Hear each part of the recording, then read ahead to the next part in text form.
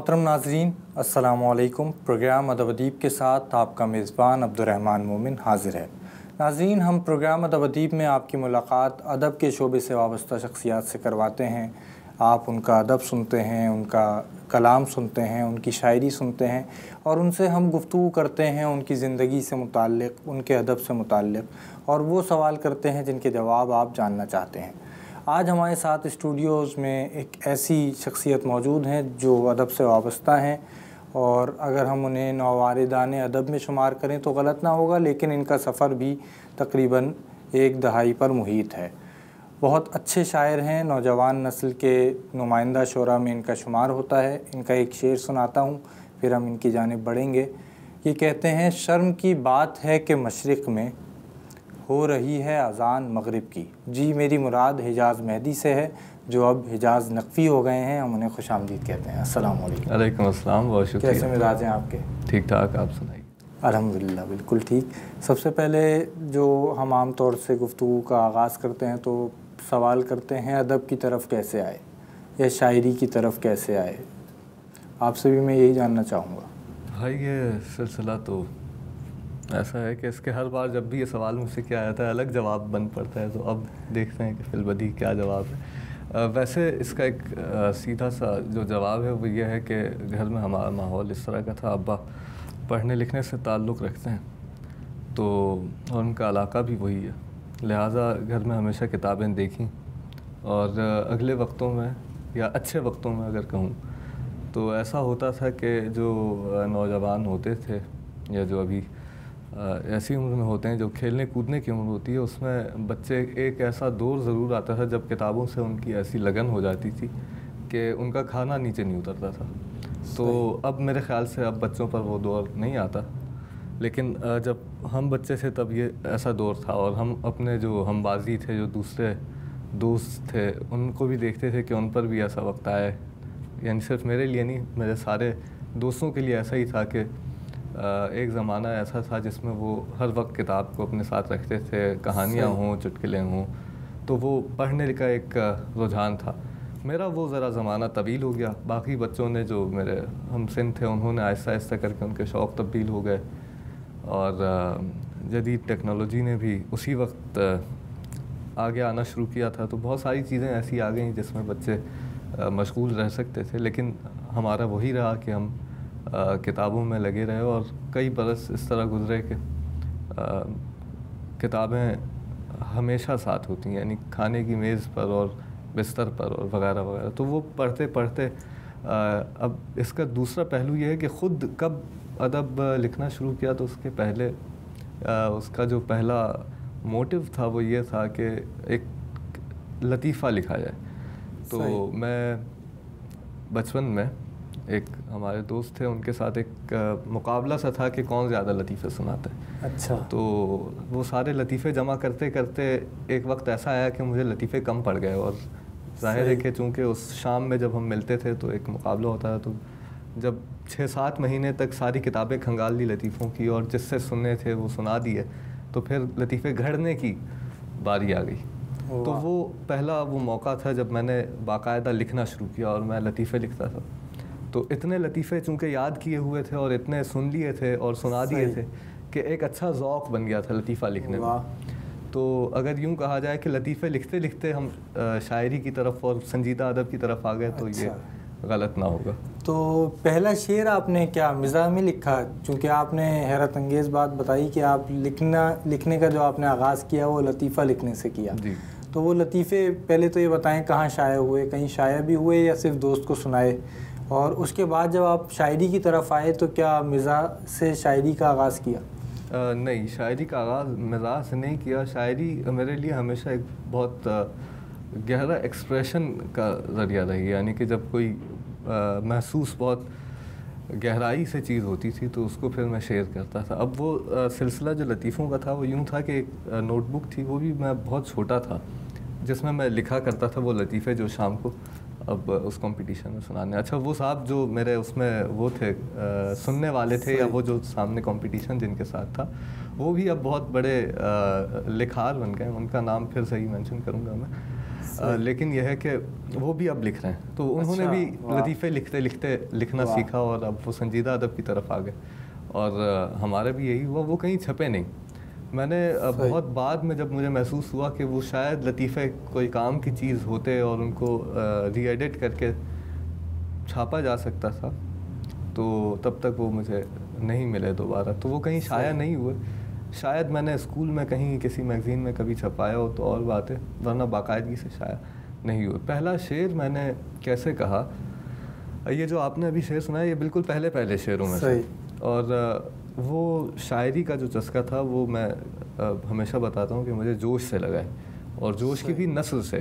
یعنی میں شاعری کو باقاعدہ نہیں پڑھتا تھا, اور جو شاعری ہوتی تھی وہ نثر کی کتابوں میں, یا یعنی میں نے کبھی کوئی دیوان اٹھا کر کے نہیں پڑھا تھا, اور جو مطالعہ تھا وہ اس سمت تھا ہی نہیں, ہمیشہ نثر کی طرف تھا. تو کتابیں پڑھتے پڑھتے ایسا ہو گیا تھا صورتحال کہ جوش کی جو یادوں کی بارات ہے وہ بہت نوعمری میں میرے ہتھے لگ گئی تھی. ایسا ہونا نہیں چاہیے لیکن بس کیا کہہ سکتے ہیں. تو یادوں کی بارات سے جو میں نے پڑھنا شروع کیا تو وہاں پر جو جوش کے یہاں ایک شاعر کی شخصیت ہے اس نے مجھے بہت متاثر کیا, اور مجھے ایسا لگا کہ اگر کوئی دانشمند اس معاشرے میں ہوتا ہے تو وہ شاعر ہوتا ہے, اور جو ہر طرح کی یعنی نہ صرف جذباتیت بلکہ عقلیت میں اور دوسرے سائنٹیفک مضامین میں وہ دست سے رسا رکھتا ہے, اور اس کی عقل جو ہے وہ وہاں تک جاتی ہے اور وہ پہنچتا ہے. اس کے لیے ہمارے ادب میں اور ہر ادب میں بہت سی مثالیں ہیں. صحیح.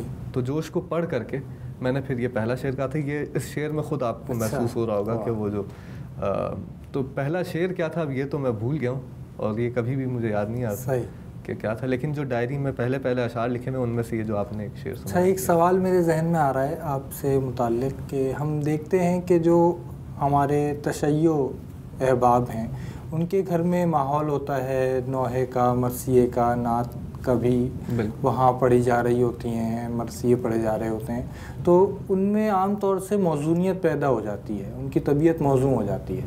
تو آپ کے ارد گرد بھی یقیناً ایسے بہت سے نوجوان ساتھی اور احباب ہوں گے جو بہت کم عمری میں طبیعت موزوں ہونے کے سبب شعر کہنے لگے ہوں, پھر بعد میں جا کے وہ پھر شاعری کو ترک کر دیتے ہیں یا دوسری مصروفیات کی طرف مشغول ہو جاتے ہیں. آپ کیا سمجھتے ہیں, اس کی کیا وجہ ہے؟ دیکھیں, شیعہ حضرات میں یا اہل تشیع کے ہاں جو شاعر پیدا ہوتے ہیں ان کی دو وجوہات. ایک تو آپ نے یہ بتا دیا, دوسرا یہ کہ تشیع میں ایک بہت بڑا جو کانسیپٹ ہے وہ یہ ہے کہ آپ اگر ائمہ کی مدح میں یا رسول پاک کی مدح میں کوئی شعر کہتے ہیں تو گویا اتنی روایات اور اتنی احادیث ہیں صرف تشیع میں نہیں اہل تسنن میں بھی کہ آپ کو اس کا بہت بڑا اجر ملنا ہوتا ہے. تو وہ پہلے سے ایک مائنڈ سیٹ ہوتا ہے کہ آپ اگر مدحت کی شاعری کر رہے ہیں تو آپ گویا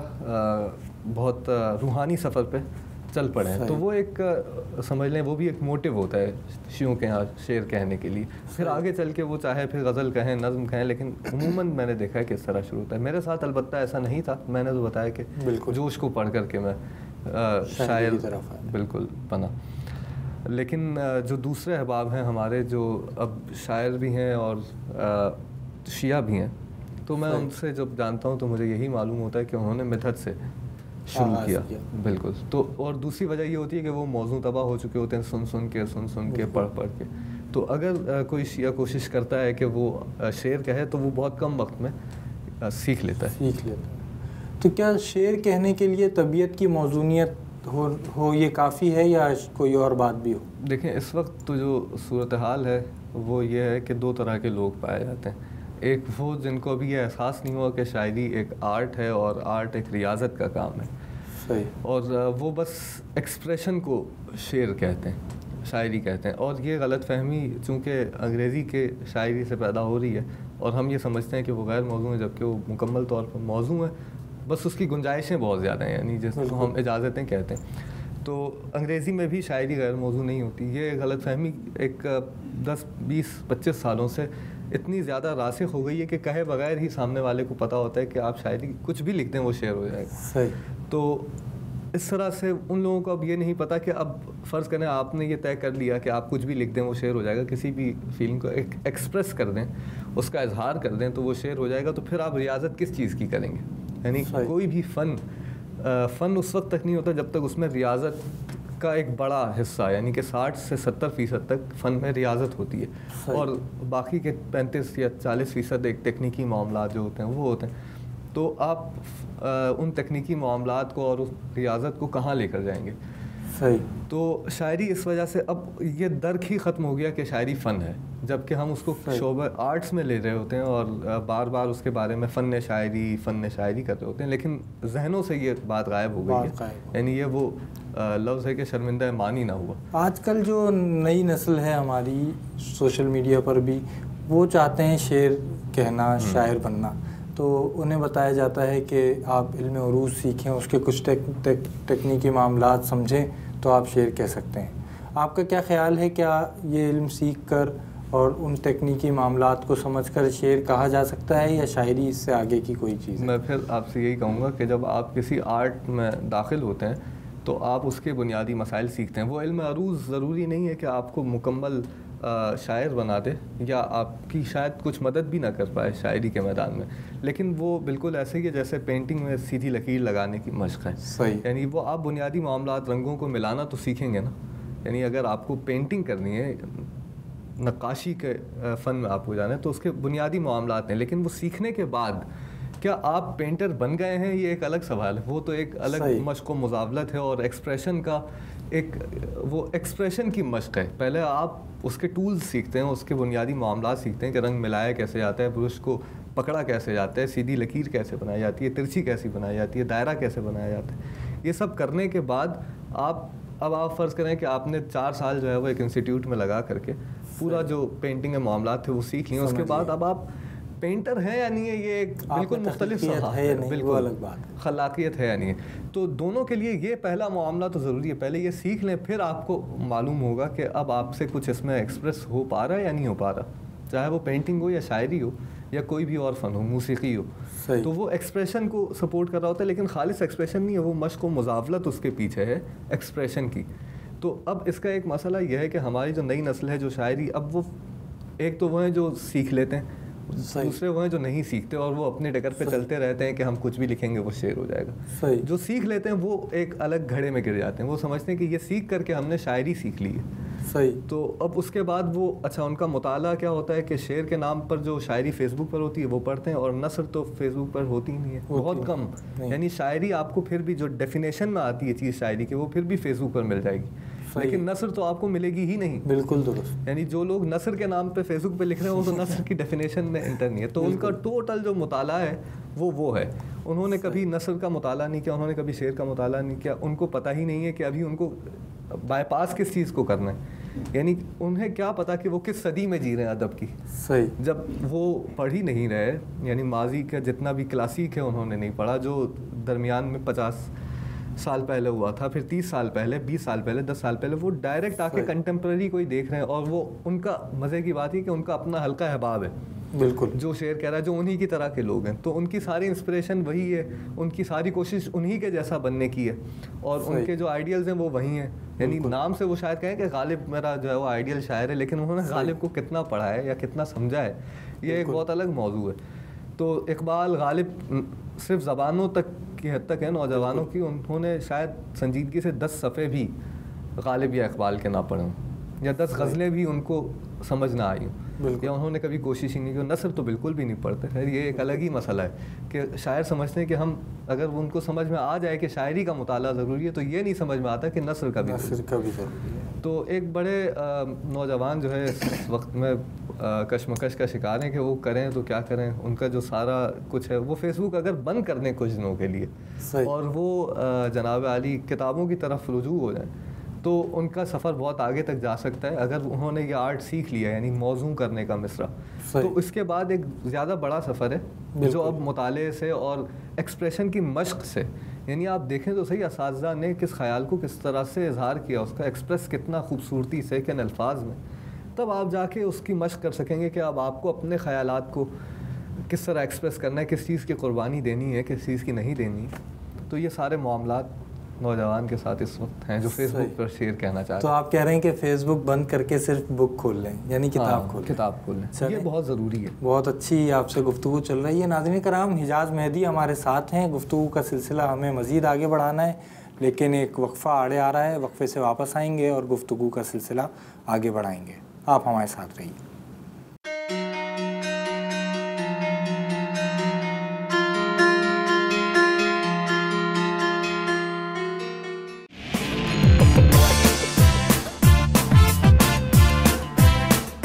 آئیے اس بار سب مل کر پاکستان کا جشن آزادی منائیں. نیو یارک کی تاریخ میں پہلی بار پاکستانیوں کی تنظیمیں 14 اگست کو متحد ہو کر لٹل پاکستان کونی آئلینڈ ایونیو پر جشن آزادی منائیں گی. 73ویں یوم آزادی پر پرچم کشائی کی تقریب ہوگی, کیک کاٹا جائے گا. شرکا کے لیے باربیکیو اور عشائیہ کا بھی خصوصی انتظام ہوگا. تمام شرکا سے اپیل ہے کہ ماسک پہن کر شریک ہوں اور کورونا وائرس سے بچاؤ کی SOP پر لازمی عمل کریں. آئیے سب مل کر جشن آزادی منائیں اور اس دن کو یادگار بنائیں. مزید معلومات کے لیے اسلم ڈھلن اور کریم وٹو سے رابطہ کیجیے.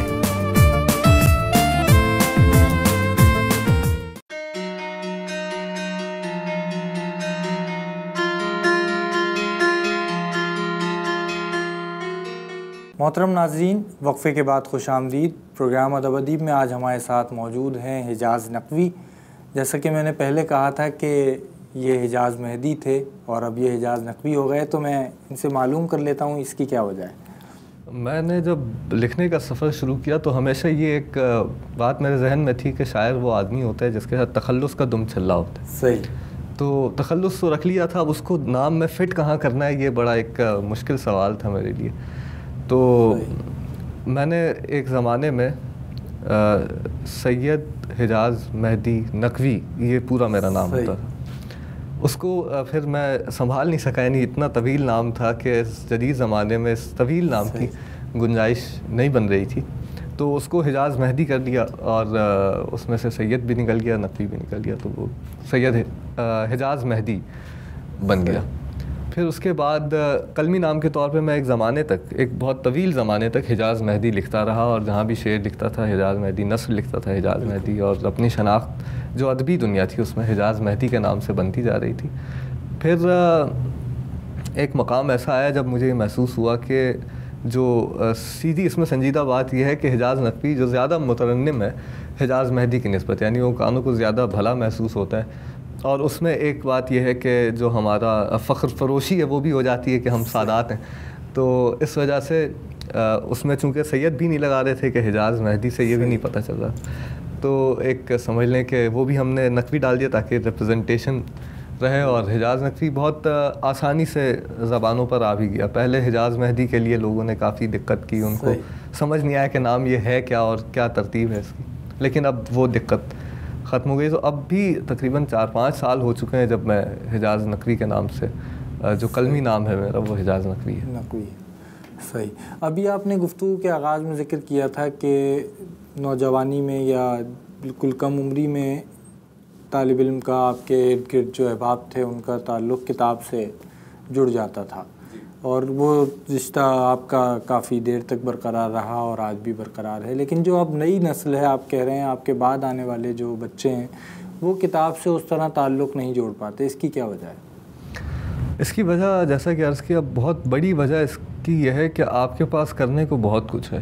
یعنی ہم جب ہمارا بچپن تھا تو ہم فزیکل ایکٹیویٹی سے تھک جاتے تھے, اور کر کر کے بھی, یعنی آپ نے سائیکلنگ کر لی, آپ نے بہت کچھ کھیل لیا باہر, بہت کچھ فزیکلی کر کر کے اب آپ جب تھک گئے اور آپ کا بھی وقت بہت زیادہ ہے تو کیا کریں گے؟ پھر آپ کتاب کی طرف مائل ہوتے ہیں, یا ماں باپ آپ کو کتابیں دلا دیتے ہیں. کتابیں اب بھی ماں باپ دلاتے ہیں بچوں کو, لیکن اب بچوں کے پاس ان کو پڑھنے کا وقت نہیں ہے, کیونکہ ان کے پاس اب سوشل میڈیا موجود ہے, اور بہت کم عمری سے ہی بچے سوشل میڈیا پہ ہوتے ہیں. وہ نہ ہو تو یوٹیوب موجود ہے, وہ دیکھتے رہتے ہیں دن بھر. بہت بچپن سے ہی 2, 2.5, 3 سال کی عمر سے میں نے دیکھا ہے کہ بچے یوٹیوب کے ایڈکٹیو ہوتے ہیں.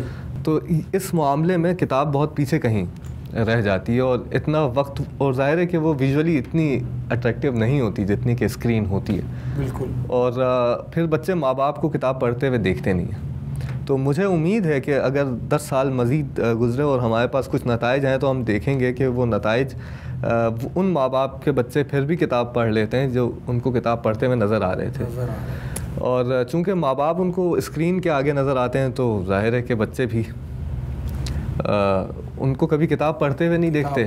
اور پہلے وقتوں میں تو اخبار پڑھتے ہوئے دیکھ لیتے, تو اب تو وہ کھیپ بھی چلی گئی. نانا نانی اور دادا دادی کی جو اخبار پڑھتے اب تو وہ بھی فون اور ٹیبلٹ کے استعمال میں ہے, تو بچے دیکھ ہی نہیں رہے کہیں وہ پڑھنے کا جو سفر ہے. صحیح. تو آپ ان سے کیسے یہ توقع رکھ سکتے ہیں کہ وہ آگے چل کے پڑھیں گے؟ ان کے لیے بڑی دشواری ہے. نصاب کی کتاب پڑھنا اتنا مشکل ہے, تو وہ خارجی مطالعہ کیا کریں؟ لوگوں کا خیال ہے کہ کتاب ہم اس لیے استعمال کرتے ہیں یا کتاب اس لیے پڑھتے ہیں تاکہ علم حاصل کیا جا سکے, اور اب علم حاصل کرنے کے ذرائع مختلف ہو گئے ہیں, کچھ بڑھ گئے ہیں. اس میں ایک یوٹیوب نے بھی اپنے آپ کو پیش کیا ہے ذریعے کے طور پر, تو بہت سے لوگ یوٹیوب دیکھتے ہیں, اس پہ بھی بہت ساری معلومات اس کے ذریعے سے حاصل کرتے ہیں. فیس بک ہے اور بھی کئی ویب سائٹس ہیں, اور آپ کتاب کو بھی PDF کی شکل میں پڑھ لیتے ہیں. تو آپ جو نئے ذرائع ہمارے پاس آئے ہیں ان کو آپ کس نظر سے دیکھتے ہیں, اور ان کو کتنا فائدہ مند یا ان کا نقصان کتنا دیکھتے ہیں آپ؟ میں ان نئے ذرائع کو تعلیمی ذرائع تو نہیں کہوں گا. دیکھیں, ان کی معلومات کی جو عمر ہے وہ بہت کم ہے. وہ جو جدید تحقیقات ہیں وہ یہ سب ثابت کر رہی ہیں کہ وہ معلومات جو آپ کو ان ذرائع سے حاصل ہو رہی ہیں ان کی عمر آپ کے ذہن میں بہت کم ہے. وہ بہت کم وقت کے لیے آپ کے ذہن میں ہوتی ہیں. اگلی چیز کے ساتھ وہ پرانی والی چیز چلی جاتی ہے. جب آپ فرض کریں یوٹیوب پہ ہیں اور آپ نے فزکس کا ایک لیکچر سن لیا اور اس کے بعد آپ نے تھوڑا سا کچھ اور دیکھ لیا, تو وہ چیز غائب ہو جاتی ہے وہاں سے. جو پہلے ہوتی ہے اس کی عمر بہت کم ہوتی ہے, وہ جو ذہن میں اس کی پرسنٹیج جو آتی ہے وہ بھی بہت کم ہوتی ہے. تو وہ کتاب کا نعم البدل تو نہیں ہو سکتے. ہاں, کتاب کے جو نعم البدل آ رہے ہیں جیسے PDF بکس ہے یا آپ کا جو کنڈل وغیرہ آتے ہیں پڑھنے کے لیے, یہ میں ان کے سپورٹ میں ہوں. مجھے لگتا ہے کہ اگر جو جدید ڈیوائسز ہمیں کتاب ہی پڑھائیں, یعنی کتاب کا نعم البدل نہیں, صرف اس کے جو ہارڈ کاپی ہے اس کا نعم البدل ہے, تو اس میں کوئی مسئلہ نہیں ہے. اگر وہ ہمیں اسکرین پہ پڑھنی ہے, کسی بھی چیز پہ پڑھ لیں. پہلے لوگ پتھروں پہ لکھا ہوا پڑھتے تھے, پھر ہم نے کاغذ پہ لکھا ہوا پڑھنا شروع کر دیا, اب ہم اسکرین پہ لکھا ہوا پڑھ سکتے ہیں. لیکن کتاب کو ریپلیس نہیں کر سکتے ہم. یعنی ایک کتاب جو ہم پہلے کاغذ پہ پڑھتے تھے اس کو کنڈل پہ یا اسکرین پہ تو پڑھ سکتے ہیں, لیکن اس کو ہم کسی اور یعنی ویژولائز کر دیں, اس کی فلم بنا دیں, چلو بھائی تو فلم دیکھ لو آپ, یا اس کو ہم آڈیو کر دیں. تو اچھا, اب آڈیو بکس کا جو سلسلہ ہے وہ بھی بہت پرانا تھا, اب دوبارہ ریوائیو ہو رہا ہے. یعنی جب ہم بچے تھے تب اس وقت آڈیو بکس ہوا کرتی تھیں, اور پھر وہ بیچ میں بالکل سلسلہ ختم ہو گیا, پھر یوٹیوب آ گیا, کچھ نہ کچھ اس میں ہوا.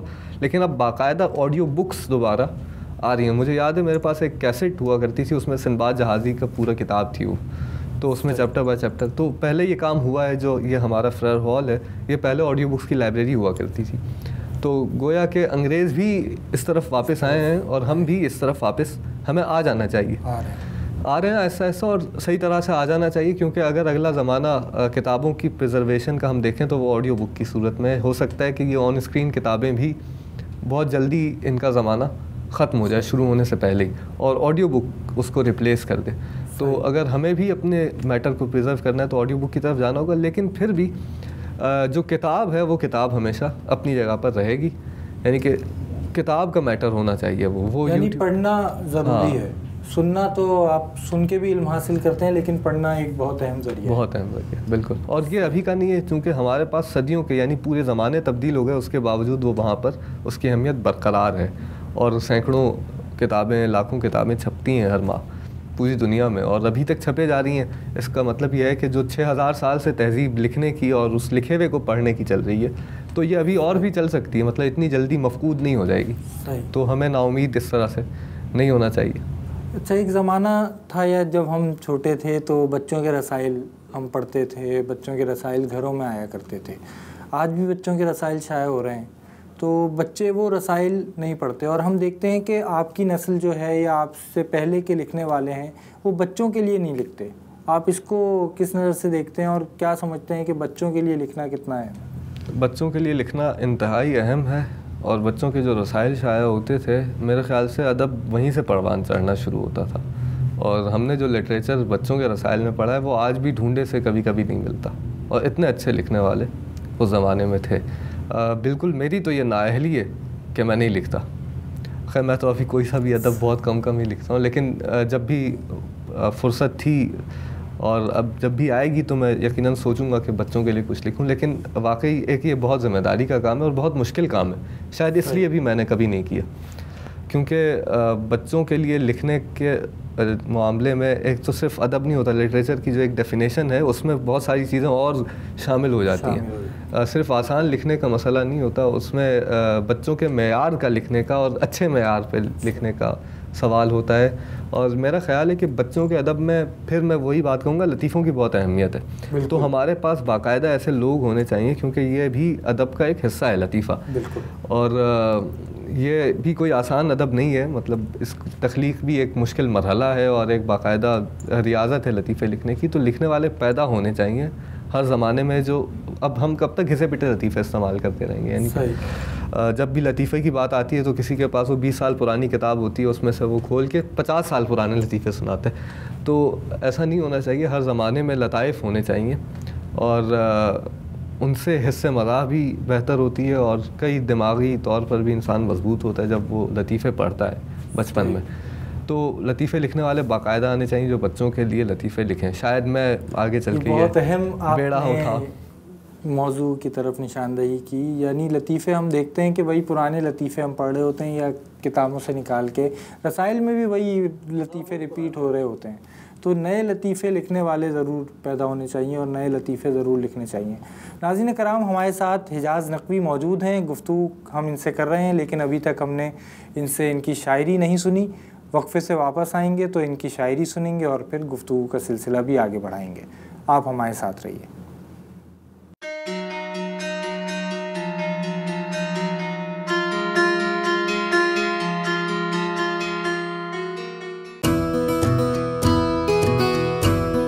نیو یارک بروکلن کے رہائشیوں کے لیے خوشخبری، اب آپ تمام تر ادویات گھر بیٹھے حاصل کر سکتے ہیں۔ جی ہاں، اپنے ڈاکٹر کو ہماری فارمیسی کا ای میل دیجیے اور ہماری تیز ترین ہوم ڈیلیوری کے ذریعے بروقت تمام دوائیں حاصل کریں۔ اس کے علاوہ معزز کسٹمرز کے لیے free sugar test, blood pressure test اور نوٹری پبلک کی سہولت بھی موجود ہے۔ آپ کی صحت کی خدمت میں پیش ایمان pharmacy, 7309 5th avenue Brooklyn, new York, phone 718-748-5900۔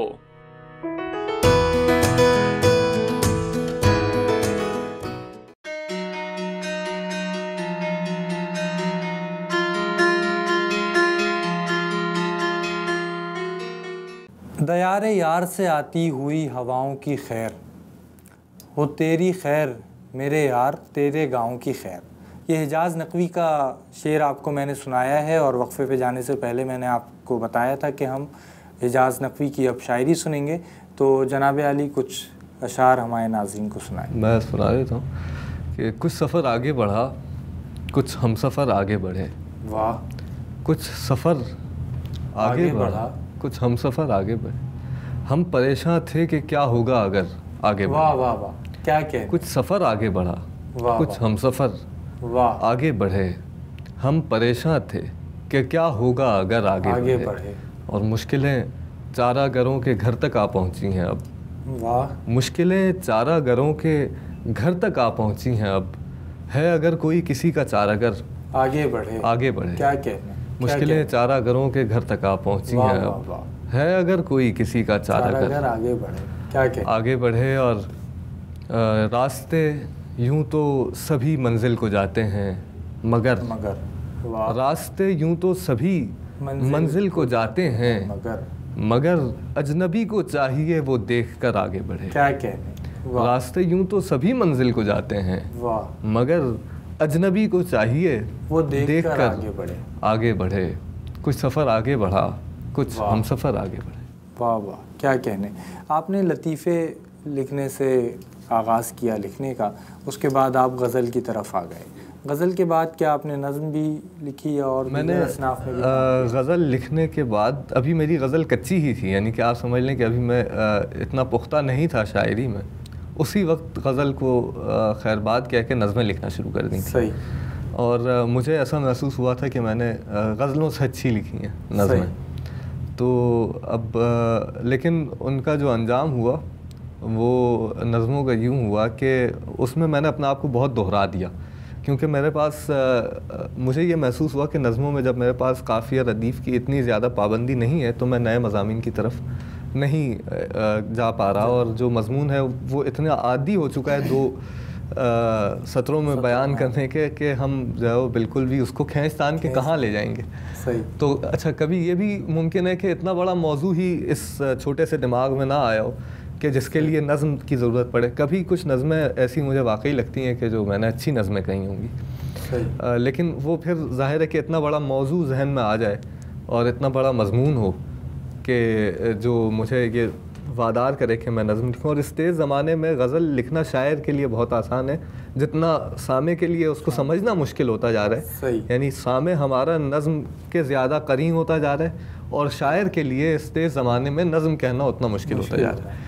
اور شاعر آسانی سے غزل کہہ لیتا ہے اور سامع آسانی سے اس کو نظر انداز کر دیتا ہے. تو وہ کہیں نظم ڈھونڈ رہا ہے قاری، اور جو سامع ہے شاعری کے لیے پوری دنیا میں ایسا ہی ہے. اور شاعر جو ہے وہ اتنا کاہل ہو چکا ہے، میں اپنی بات کروں گا، میں تو کم از کم اتنا کاہل ہو گیا ہوں کہ میں صرف اگر کبھی شعر کہوں تو کوشش ہوتی ہے کہ ایک شعر میں بات ہو جائے، اور اگلا جو ردیف قافیے کا جب شعر آئے گا تب اس کو اس میں ڈال دیں گے. پھر اس طرح کر کر کے غزلیں بنتی چلی جاتی ہیں. تو لیکن یہ ہے کہ نظم کے لیے جو باقاعدگی آپ کو درکار ہے اور جو یکسوئی اور یکجہتی درکار ہے، تو وہ بالکل مطلب جیسے جو صاحب کہتے ہیں وہ تو باقاعدہ لکھنے بیٹھتے ہیں نظم. تو جو نظم کے شاعر ہیں وہ تو طریقے سے کاغذ کاپی لے کے اور قلم لے کر یکسو ہو کر وہ باقاعدہ نظم لکھنے کا وقت ہوتا ہے. جیسے ناول لکھنے کا وقت ہوتا ہے اسی طرح نظم لکھنے کا وقت ہوتا ہے. تو اب جو ہمارے میں کم از کم اپنے ارد گرد جو شاعری محسوس کر رہا ہوں کراچی میں، وہ تو یہ ہے کہ آپ کے ذہن میں ابھی خیال آیا، آپ راستے میں ہوں اور آپ اس کو شیئر کرتے ہوئے چلے جائیں، گھر پہنچ کر آپ نوٹ کر لیں گے یا مزید اشعار آ جائیں گے اس قافیہ ردیف کو لے کے. لیکن نظم لکھنے کے لیے جو سالوں اور مہینوں یا دنوں تک جو خیال پکتا ہے، اس کی اب یعنی میرے لیے وہ اتنا زیادہ ایسی چیز نہیں ہے جو ہوتی رہے. صحیح. تو وہ کبھی کبھی بالکل ہوتا ہے، کبھی کبھی مہینوں سے خیال ذہن میں ہوتا ہے اور وہ پک رہا ہوتا ہے اور اس کے مختلف نتائج سامنے ہوتے ہیں اور آبزرویشن آگے بڑھتی ہے تو اور مزید چیزیں کھلتی ہیں، پھر کھلتی ہیں، تو تب جا کے شاید 5-6 سطروں کی کوئی نظم چھوٹی سی ہو جاتی ہے. اس کے لیے بھی مطلب بڑی پتا مارنا پڑتا ہے. صحیح. کوئی اگر نظم یاد ہو تو سنائیں ہمارے ناظرین کو. یہ اب آپ نے مشکل سوال کیا کہ شاعر کو غزل تو یاد ہوتی ہے، نظم اگر مجھے پتا ہوتا تو میں ضرور آپ کے لیے لے کے. میں 1 سیکنڈ کے لیے غور کر لیتا ہوں. میں ایک نظم سناتا ہوں، جہاں جہاں تک یاد آتی جائے گی پھر دیکھیں. نظم کا عنوان ہے خیال. خزاں کے آتے ہی کچھ ہوائیں، خزاں کے آتی ہی کچھ ہوائیں جو سوکھے پتے گرانے باغوں میں جھانکتی ہیں. خزاں کے آتے ہی کچھ ہوائیں جو سوکھے پتے گرانے باغوں میں جھانکتی ہیں. کبھی کبھی اپنے بانکپن میں درخت امید پر لگے آخری سبز پتے کو بھی گرا کر، کبھی کبھی اپنے بانکپن میں درخت امید پر لگے آخری سبز پتے کو بھی گرا کر، شجر کے سائے میں اگنے والے جوان پودوں کو زندگی کا سبق سکھا کر اداس رستوں کو دیکھتی ہیں. واہ، کیا کہنے. واہ واہ. تو یہ ایک نظم. تو آپ نے آزاد نظم بھی کہی ہے، لکھی. آج کل جو ہم دیکھتے ہیں ہمارے ارد گرد دوست ہیں، احباب ہیں، شعر کہنے والے ہیں، وہ نثری نظم کی طرف مائل ہو رہے ہیں اور نثری نظم لکھ رہے ہیں. آپ نے کیا نثری نظم لکھی؟ میں نے نثری نظم شاید لکھی ہوگی لیکن ہمت نہیں کی کسی کو دکھانے کی، کیونکہ سب سے بڑے اس کے مخالفین میں خود ہی عام طور پر ہر حلقے میں آگے رہا ہوں. نثری نظم سے میرا خیال یہ ہے کہ جو صاحب کا جو ایک جملہ تھا وہ مجھے یاد آتا ہے. وہ کہتے ہیں کہ نثری نظم کو ابھی اتنا بڑا آدمی نہیں ملا. صحیح. کہ یعنی ادب کو آپ ادب کی صنف کو کسی آدمی سے پہچانتے ہیں. یعنی کہ اگر آپ کہیں گے غزل تو آپ کے پاس مصفی ہے، شروع کے سودا ہے، یا جو ہے وہ ولی دکنی ہے، وہ ان کے نام ہیں جو ادب میں، اور فارسی میں چلے جائیں تو وحشی ہے، اور مطلب کافی ایسے نام ہیں جو غزل کو ریپرزینٹ کرتے ہیں اور وہ اتنے معتبر ہیں کہ ان کے صرف اس میدان میں ہونے سے وہ صنف تسلیم کیا جا سکتا ہے. اسی طرح جب آپ نظم کی بات کرتے ہیں، جب آپ مرثیے کی بات کرتے ہیں، تو ہر صنف ادب میں ایسا ایک بڑا آدمی ہونا چاہیے، اور ہے اردو میں، کہ آپ اس کو جو ہے یہ کہہ سکتے ہیں کہ یہ صنف اس علم کے سائے میں چل رہی ہے. صحیح. یعنی ایک علم بردار ہو جو خود اتنا معتبر ہو کہ اس کے پیچھے چلنے والوں کو آپ کہیں کہ یار چلو مطلب یہ کسی صنف کے لوگ ہیں, ایک صنف ہے یہ. لیکن پھر آزاد نظم آئی, اس کو کچھ لوگ مل گئے, نثری نظم کو بھی کچھ لوگ ملے, لیکن اتنا بڑا جیسے جو صاحب نے کہا اب تک بھی آدمی میں سمجھتا ہوں کہ نثری نظم کو نہیں ملا. میں پڑھتا ہوں نثری نظمیں باقاعدہ خرید کر کتابیں اور پڑھتا ہوں, اور میں دیکھتا ہوں کہ نثری نظم کا سفر کہاں جا رہا ہے. اس کا سب سے جو بڑا علم بردار تھا وہ ایران تھا. پھر میں کہوں گا کہ یہ غلط فہمی ہمارے یہاں ویسٹ سے پیدا ہوئی ہے. وہ وہاں پر موزوں ہوتے ہیں, یعنی وہ آزاد نظمیں ہوتی ہیں جن کو ہم یہ سمجھتے ہیں کہ وہ نثری ہیں, جبکہ وہ اپنی گنجائشیں استعمال کر رہے ہوتے ہیں. اور وہ بالکل اس پہ پورا میرا ایک باقاعدہ تحقیقی آرٹیکل بھی ہے. صحیح. کہ وہ وہاں پر اپنے وزن کے حساب سے بالکل پورے ہیں. آپ اپنے وزن کو دیکھو بھائی, ٹھیک ہے, آپ کے وزن میں جب کوئی چیز نہیں آ رہی ہے تو وہ ظاہر ہے نثری نظم آپ نے اس کا نام رکھ دیا, جبکہ وہ نظم وزن کی کوئی قسم تو نہیں ہے جس کو ادب نے تسلیم کر لیا, آپ نے نام اس کا رکھ دیا. چلیں آپ نے نام رکھ دیا تو آپ اس کو تسلیم اس وقت کریں گے جب آپ کہہ رہے ہیں کہ یہ ایک صنف ہے, تو اس کو کوئی ایسا آدمی دکھائیں کہ جو اتنا معتبر ہو جس کے پیچھے آپ لگ جائیں. تو آپ کو کہیں کہ مثلا فرض کریں کہ آپ جیسے غالب نے نثری نظم کہی اور آپ غالب کے پیچھے چل رہے ہیں, یا اقبال نے نثری نظم کہی آپ اقبال کے پیچھے چل رہے ہیں, یا فرض کریں کہ جدید زمانے میں بھی جو اتنا معتبر نام ہو کہ آپ اس کو تسلیم کر چکے ہوں من حیث الادیب, اور پھر اس کے ادب کو مان چکے ہوں, اور پھر اس کے پیچھے آپ چل رہے ہیں. تو اتنا بڑا آدمی نہیں ملا. تو اس لیے ہم بھی, اور پھر جو کلاسیفیکیشن ہے ادب کی ہمارے, اس میں کہیں گنجائش نہیں بنتی ہے. یعنی ہر چیز کا ایک الگ نام ہے. آپ نے نثری نظم کیوں رکھا؟ اگر وہ موضوع ہے تو وہ نظم ہے, اگر وہ پھر محدود ہے نثر ہے. مطلب کلاسیفیکیشن میں ایک ایسی کوئی گنجائش نہیں ہے درمیان میں. صحیح. گفتگو میں وقت کا اندازہ ہی نہیں ہوا کہ ہمارا پروگرام اپنے اختتام کی جانب بڑھ رہا ہے بالکل. تو آخر میں جاننا چاہوں گا کہ آپ کا شعری مجموعہ کب آ رہا ہے؟ آ جائے گا. مطلب فیض صاحب کہتے ہیں نا کہ انقلاب کب آئے گا, وہ کہتے ہیں آ جائے گا, ابھی آپ کی عمر ہی کیا ہے. تو میں کہوں گا کہ آ جائے گا, ابھی میری عمر ہی کیا ہے. تو انقلاب بھی آ جائے گا اور شعری مجموعہ بھی آ جائے گا. فی الحال میں یہ سوچ رہا ہوں کہ میں نے ایک کوشش ناقص سی کی تھی 2013 میں کہ شعری مجموعہ آ جائے. اس وقت بہت منہ کی کھائی میں نے, منہ کی اس وجہ سے کھائی کہ جب وہ اس کی ٹریسنگ واپس آئی میرے پاس تو میں نے دیکھا یار یہ تو کتاب نہیں ہے. تو پھر وہ اس کا ارادہ میں نے ترک کر دیا. اس کے بعد اب 2019 میں نے دوبارہ یہ سوچا تھا 2013 کے بعد کہ آئے, اس کو بھی میں نے دیا, اور جب ٹریسنگ آئی تو میں نے سوچا کہ ابھی وقت نہیں ہوا مجموعے کا, تو وہ بھی ابھی مسترد ہے. تو کئی مسودے ہیں جو ابھی جن کو رد کیا ہوا ہے, اور اب سوچ رہا ہوں کہ آخر میں جمع کر کے شاید کچھ ان میں سے انتخاب شائع کروں گا. فی الحال میری یہ کوشش ہے کہ دوسری میری 5-6 کتابیں جو زیر تالیف تھیں بہت وقتوں سے, وہ اختتام کو پہنچ رہی ہیں. تو ایسا نہ ہو کہ میں شاعری کو شائع کر کے اپنے اوپر شاعر ہونے کا ایک کلنک لگا لوں, اور وہ جو کام یہ بھی کام کا یہ تو بالکل تحقیقی نوعیت کے بہت سارے کام ہیں جو آ رہے ہیں, تو وہ پہلے آ جائیں, اس کے بعد شاعری کا کوئی مجموعہ. ہمارے ناظرین کو کوئی پیغام دیجیے.